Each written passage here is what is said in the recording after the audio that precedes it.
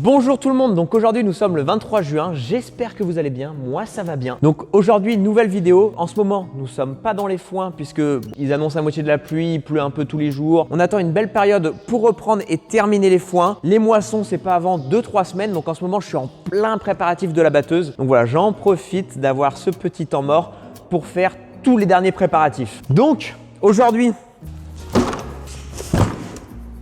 si vous vous souvenez, il y a quelques semaines, quelques mois, je sais plus trop, j'avais fait une vidéo un peu une semaine de petits travaux, etc. où je débroussaillais, je faisais un coup de tronçonneuse par-ci par-là, un coup de pulvé, enfin bref. Et dans cette vidéo, j'ai fait un chantier de tronçonneuse et malheureusement, la tronçonneuse est passée sous un tracteur. Donc à l'issue de ça, je l'ai ramenée ici, je l'ai démontée en entier pour voir si elle était récupérable. Une fois qu'elle était en pièces, totalement en pièces, la sentence était irrévocable. Elle est morte. Elle est morte tout simplement. C'est chiant parce que bon, c'est du matos, ça vaut de l'argent. On essaie toujours de faire attention, mais malheureusement des accidents ça arrive. Aujourd'hui il me fallait une nouvelle tronçonneuse parce que là il y a plein d'arbres de tomber dans les champs. Avant d'aller récolter avec la batteuse, faut faire un tour des champs pour enlever les grosses branches qui vont gêner pour la récolte. On va s'embêter sinon. Donc aujourd'hui pour moi c'est Noël. Là on a quelque chose les amis. Ah oui, là ça rigole pas. Donc nouvelle tronçonneuse style MS400C. Là il y a un petit bébé. Donc cette vidéo est en partenariat, donc comme vous le doutez, avec Stihl. Donc forcément, après l'accident, il y a eu prise de contact avec Stihl. Ils ont vu ma vidéo, ils ont vu l'accident de la tronçonneuse. Donc du coup, tout simplement, aujourd'hui, je me retrouve avec une nouvelle tronçonneuse Stihl et je vous la présente en vidéo. Et à côté de ça, ils m'ont envoyé quelques petits cadeaux en plus. Donc là, j'ai un jerrycan, ça super pour mettre le mélange. Hop, le lamier, forcément, la chaîne de tronçonneuse, le fourreau, comme pour une épée. Ils m'ont envoyé une paire de gants. Alors là, c'est trop stylé. Là, ce sont des gants de compétition.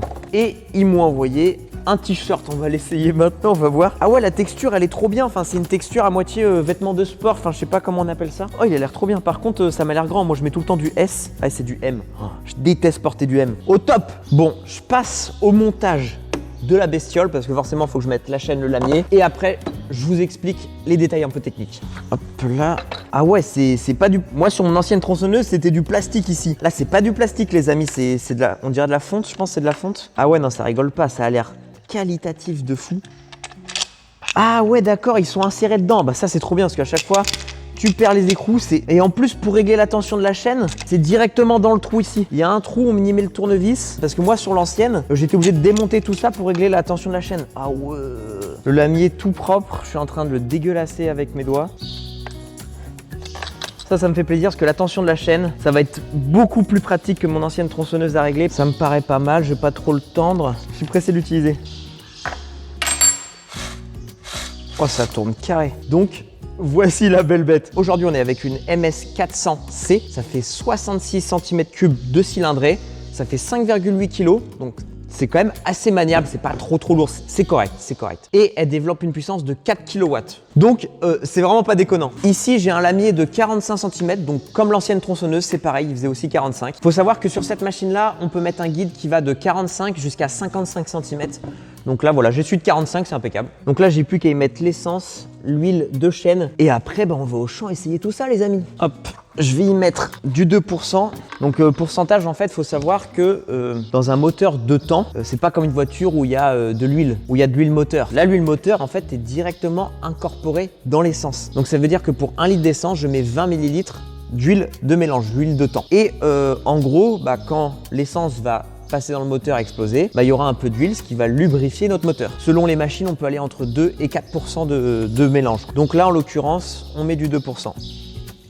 Alors, je pense que cette vidéo va intéresser les agriculteurs. Nous, les agriculteurs, on a tous une tronçonneuse, ça sert tout le temps. Et aussi les paysagistes. Vous, les paysagistes, c'est votre métier d'élaguer, de faire des choses comme ça. Et là où je suis le plus étonné quand même, c'est que vous êtes énormément là à me regarder, vous êtes énormément de paysagistes. Donc forcément, comme ça va faire un moment que je suis sur YouTube, j'ai pu rencontrer quelques abonnés, notamment au Tracteur Tour où j'ai rencontré énormément d'entre vous. Et à chaque fois, sur les rassemblements, il y avait quasiment la moitié des personnes qui sont venues me voir qui étaient des paysagistes. Vous me suivez, je sais pas, vous êtes paysagiste, mais vous êtes passionné du monde agricole, vous aimez un peu toutes les machines, etc. Donc vous, forcément, en tant que paysagiste, vous êtes directement concerné et forcément peut-être intéressé par ce type d'engin, quoi, forcément. L'huile 2 chaînes. Donc là, je mets l'huile. Ici, il y a un réservoir qui va lubrifier en permanence la chaîne. Forcément, ça tourne vite, il y a du frottement.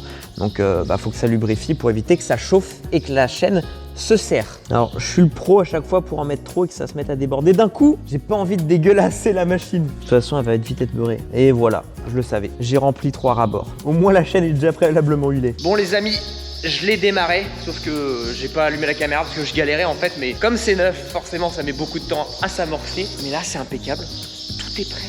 On part au chantier. Je vais la caler au fond. On en prend soin. Nous voici arrivés dans un champ de blé. Là, il y a une grosse branche qui est tombée il y a plusieurs mois, mais forcément, c'est du boulot que j'aurais dû faire quand même avant la période où on est aujourd'hui. Mais sauf que j'avais pas de tronçonneuse. Je l'attendais.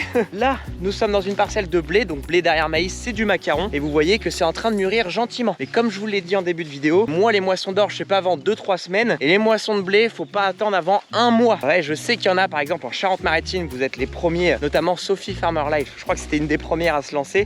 C'est complètement différent selon les secteurs. Ici, moi, je suis dans un secteur bord de mer, fait toujours plus frais que dans le reste du pays, plus d'humidité, qui fait que ça allonge toujours les cycles de mes cultures. Alors, je vais pas me plaindre parce qu'en général, quand un cycle d'une culture est allongé, ça veut dire que potentiellement, il va y avoir plus de rendement. Donc voilà. Donc puis comme ça, on n'est pas stressé. Hop, nous voici arrivés à l'endroit. Donc là, ici, il y a 2 beaux chênes et vous pouvez voir que là, il y a une grosse branche qui est tombée de ici et qui se retrouve maintenant là. Donc on va essayer notre bel outil. Je vais pas la faire tourner à fond forcément parce que tout est neuf, faut que le moteur soit en rodage quoi. Sécurité avant tout, on va s'habiller. Je vais mettre un pantalon côte de maille. Hop, pantalon bien trop grand pour moi.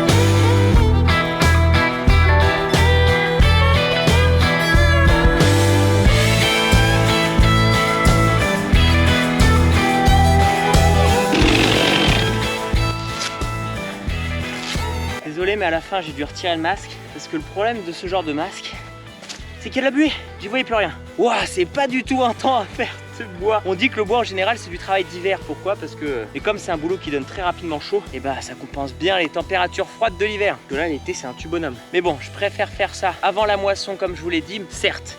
Là où j'ai tronçonné, on a piétiné, il n'y aura rien. Mais par contre, je vais bien pouvoir passer avec la batteuse parce que quand je fais le tour d'une branche comme ça avec la batteuse, j'en laisse quand même autour.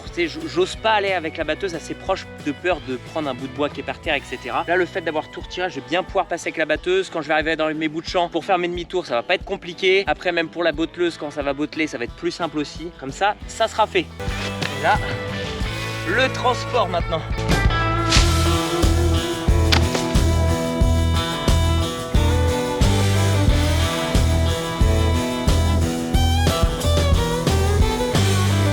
Bon les amis, on replie tout. Je dois être d'un rouge.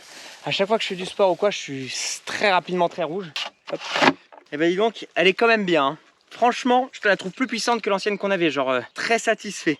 Elle est incroyable. Facile à démarrer, pas de problème. Enfin, bon, elle est neuve, normal qu'il n'y ait pas de problème. Bon les amis, je vous ai pas repris. Donc aujourd'hui, nous sommes le lundi 27 après-midi. Donc là, je suis en plein entretien de la coupe de la batteuse. Je vous filme un peu ça et puis on retourne demain finir nos chantiers de bois ensemble. J'ai pas repris les chantiers de bois. Il faisait bien trop chaud, le week-end est passé. Donc là, mon père est en train de réparer la vis pour charger le grain dans la cellule sécheuse. Donc Il renforce tout était plus ou moins usé, donc il renforce tout à la soudure. Et moi je change les doigts de la batteuse parce que au niveau de la vis ici, si vous vous rappelez, l'année dernière quand Stervio était venu, on avait chopé un caillou et on avait cassé plusieurs doigts. Donc on remet ça. Et oui aussi je suis pas mal poussiéreux parce que j'ai déplacé le maïs d'un bâtiment à l'autre pour laisser la place au futur blé qu'on va moissonner du coup dans 3 semaines quoi.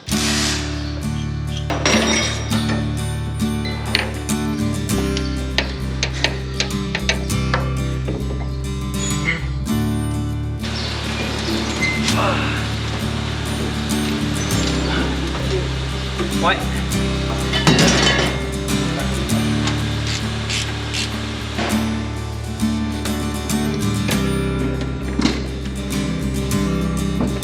Maintenant, on va s'occuper de la vidange de ce boîtier-là. Donc voilà, il y a un petit boîtier d'huile au niveau de cette poulie.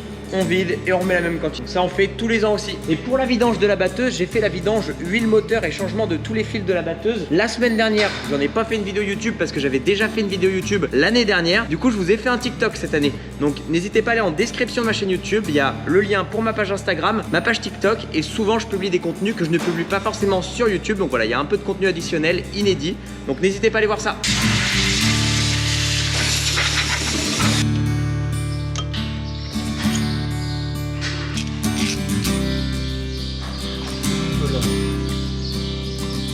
Vous voyez, comme quand j'ai fait la vidange du 830 et du 826 au niveau des réducteurs, ici il y a un petit aimant qui permet de récupérer toute la limaille. Donc ça évite que la limaille se balade et vienne encore plus user à l'intérieur du boîtier. Tout vient se coller ici, on nettoie et c'est tout bon.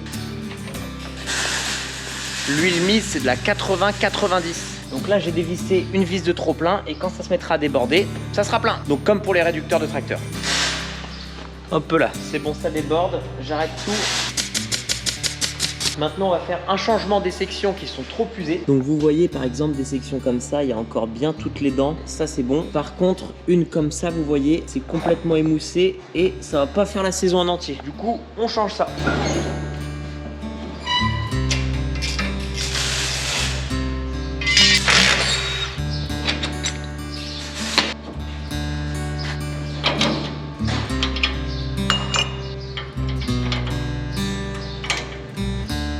Je m'arrange pour dévisser ou visser toujours en tirant vers moi, pas en poussant. Parce que tout simplement, il suffit que je pousse fort pour serrer, que je dérape et je me plante dans les sections et dans les doigts. Quand je tire vers moi, si je dérape, bah je vais en arrière et en arrière, bah il n'y a rien qui peut me blesser.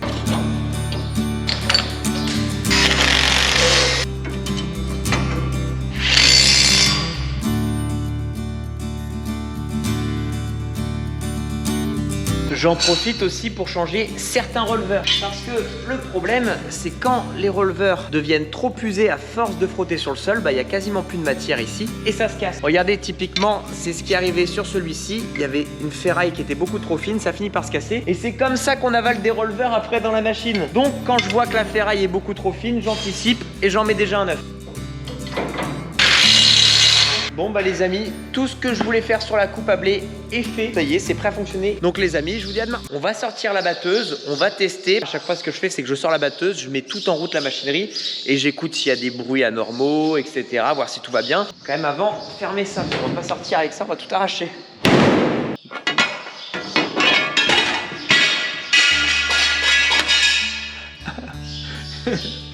Merde.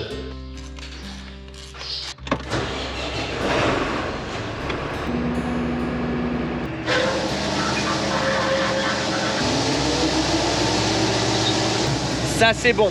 Maintenant démarrage de la coupe à blé. Je démarre d'abord toute la machinerie. Voilà. Ensuite démarrage coupe à blé.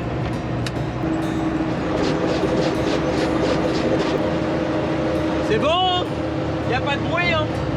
Je la range. C'est tout bon. On n'y a plus qu'à la mettre sous le bâtiment et prêt à faire feu les amis. Prêt à faire feu là. C'est définitif là. On la touche plus avant les moissons.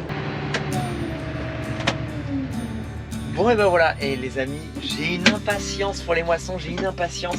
Vraiment cette batteuse, elle est incroyable. Franchement, elle a toujours fait le taf. Elle fait une qualité de paille, c'est vraiment son plus gros point fort, la qualité de paille. C'est sûr que ça fait rêver, hein, les nouvelles batteuses, tout ça. C'est sûr que si j'en avais une, je dirais pas non. Hein. Mais bon, la nouvelle batteuse, à mon avis, je sais pas si on en aura une tout de suite. Hein. Déjà, ça s'appelle travail. Bon, pour l'instant, c'est dans mes rêves. On verra si j'en ai une plus tard. On va aller terminer cette vidéo ensemble. Donc là, on va aller faire notre dernier coup de tronçonneuse dans le champ où je voulais élaguer quelques arbres qui nous gênent dans une prairie qu'on a fauchée déjà ensemble, où l'herbe est déjà fauchée. Sauf que ça serait pas mal de dégager ça puisqu'on va faire une coupe de regain pour faire de l'enrubané. Donc comme ça nous embêtera plus. Je vais pas faire comme j'ai fait l'autre jour à tout découper en rondins. Là, j'ai juste découpé les grosses parties, tout poussé dans la haie, puis on reviendra chercher le bois plus tard. Comme ça évite de se le faire voler aussi. J'y vais avec le télescope, je vais prendre le godet croco. Nous y voilà arrivés. Ça fait au moins 3 ans qu'on s'embête avec cette foutue branche. Donc là par contre les ronds ont bien poussé. Ce que je vais faire c'est que je vais donner un petit coup de télescope au pied pour que je puisse y aller quand même. Je suis pas là pour y passer 2 heures là. C'est je coupe, je pousse, terminé. Vous voyez typiquement ça c'est passé dans la faucheuse. Ok c'est parti, let's go. Je sors la tronçonneuse et là les amis je vais la mettre à un endroit vraiment très stratégique. C'est mort, on n'en écrase pas une deuxième. Il n'y a pas de raison que je vienne ici, je sais que c'est ici. Impeccable. Je vais mettre le bout de bois devant, comme ça si jamais je recule, je roule d'abord sur le bout de bois et je vais le sentir avec le tracteur.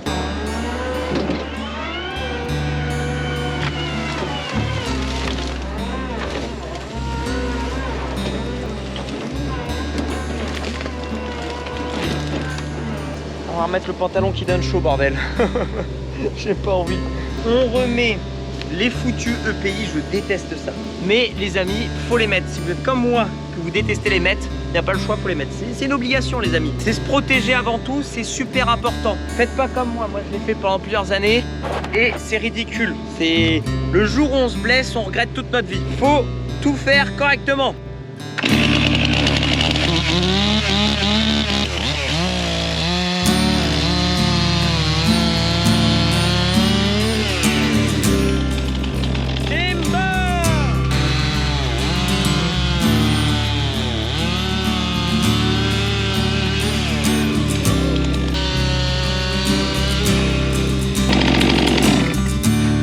Impressionnant comme on peut avoir chaud en 2,5 secondes. Bon voilà, c'est déjà fini en fait. Il y avait juste ça à faire.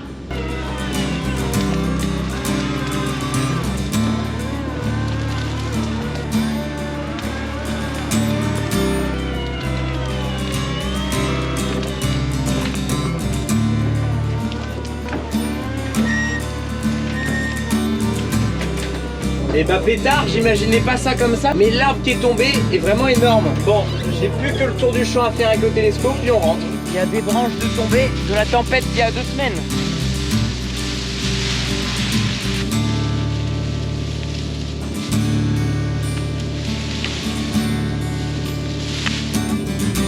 Bon les amis, ça va être une fin de vidéo, donc voilà, ça m'a pris 5 minutes à faire ça, comme ça c'est fait. Donc normalement dans la prochaine vidéo, ça sera encore sur les foins, donc ça sera la suite et la fin des foins 2022. Ouais voilà, il nous reste 20-25 hectares à faire, je suis censé faucher normalement mercredi ou jeudi, donc on verra ça selon la météo, normalement le temps va se remettre au beau temps. Et après tout ce qui va suivre, ça va être les vidéos de moisson, etc. Et donc je remercie Style pour la tronçonneuse, franchement elle est top. Vous avez vu en vidéo, Style franchement c'est une des références du marché, elle est impeccable, franchement je suis trop content, je suis un gosse avec ma nouvelle tronçonneuse. Donc voilà, si vous êtes intéressé, n'hésitez pas à aller faire un tour sur leur site ou dans des magasins qui vendent leurs produits. De toute façon, je pense qu'il y en a pas mal parmi vous qui ont déjà adopté cette marque-là. Bon voilà, moi en tout cas, je rentre, je vais aller manger. Comme d'habitude, laissez un pouce bleu, allez vous abonner, direction les 100 000 abonnés s'il vous plaît. Donc en tout cas, merci d'avoir regardé la vidéo et je vous dis à dans une prochaine.